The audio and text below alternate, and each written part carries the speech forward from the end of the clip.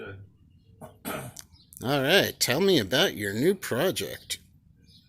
Well, this is the prep work for preparing an enclosure for a generator on a motorhome. It's going to be on the back of the motorhome on a rack, and it's an old freezer. It's a very old freezer. It's made out of metal here, which they've been making them out of plastic for years. So I imagine this thing's probably 40 years old, maybe more. And a guy advertised it on the internet as pick it up, it's free. And I was looking for a 15 to 17 foot freezer, and this one doesn't really say. I haven't been able to find anything, but this is the absolute minimum size for just about any kind of small generator. And so the first thing I did, if you come around here, is I pulled the compressor motor out from the slot that it's in down there. It's turned sideways, so it's hard to visualize it. But the compressor motor in this weighed probably a good 30 to 35 pounds. It made it a little easier to handle, but I cut off all the tubing. There was, I think, 4 or 5 places, and unbolted it. If you look down there, you can see the bolt sticking up. That was completely filled with a compressor. And These ones here? no, down on the bottom. See the rails down there? Yep, gotcha. Okay. So the whole compressor was in there. Yeah. So I took that out so it was easier to move around. I'm not sure exactly what this weighs, but I think it's probably close to 200 pounds. Is that now or with before the compressor? That's probably right now. Now, where did you remove the compressor? When you purchased it before you put it in your truck? Nope. I just did it. It was sitting right here in the back of the van, and I pulled it out about a foot or so I could get to the compressor. This one is really easy to get to because the old ones, they give you access ports. Like there's one on the side and there's one on the back, so it made it extremely easy to get to. They haven't really done that for some years because people don't repair these things hardly at all anymore. And so the tubing on the new ones are really thin, and they're just made basically to use until they quit and then throw them away. And this one belonged to this fellow's parents, and then when he and his wife got married, they gave them this freezer, and they used it until it literally croaked. And the good thing about that is I didn't have to worry about the Freon or anything. It was already all gone, being old. So I didn't have to deal with that, which is a little bit of a hassle. But I've got it on the side here because I took a wire brush and I've scored all the old paint on here in prep for what I'm going to put on the coating I'm going to put on the outside.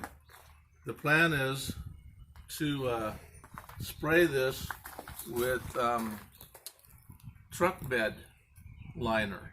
You see that black truck bed stuff? Because it dries really hard and it's durable, and it also will help the sound vibrations that would want to come through this metal to dissipate it out so that it doesn't reverberate. And so I'm going to coat it inside and outside, and it's going to be kind of a multi-process because I'm not yet real sure where I'm going to mount the fans and how I'm going to mount the engine in there. And so like this morning, I was just looking at the dimensions of a generator online that I was thinking about looking for a used one, and come to find out it's a couple inches too tall for this enclosure. So back to the drawing board is what they say. You just have to kind of go with the flow. You got to think about it a lot because there's got to be an exhaust fan. There's got to be an intake for the air. There has to be the exhaust off the engine. There has to be a hole put through for the generator power cord to go to the RV. And one thing about these old freezers is they fill the space between the inner and outer shell with foam.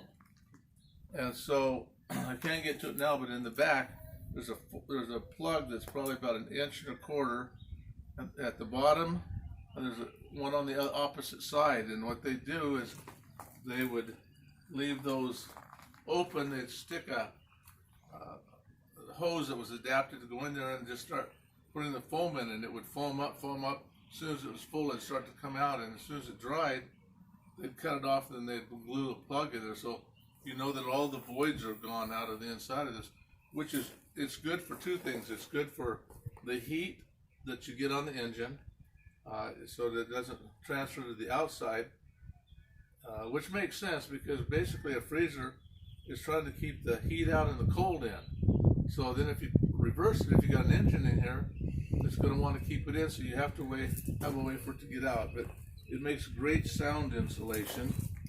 And got my cactus here right in the way. I did this last night in the dark, so and you can see there's if you look in here, there's rust. There's rust here, which the spray bed liner will cover, and then up in the corner back in there, you can see that it's rusted pretty good. Oh, little glasses here. Oops. I don't want to step on those. But the plan right now is to try to duct the exhaust into this square unit where the compressor was, and then run it up where the square holes on the other side, and then also make it so the air will intake through there, so the cold air coming in will help keep the exhaust cool, which I'll wrap with some special insulation anyway, and then draw it into this space. And then I'm not sure yet, but there'll either be a big fan back here on that side, or maybe even on the top of this. Oops.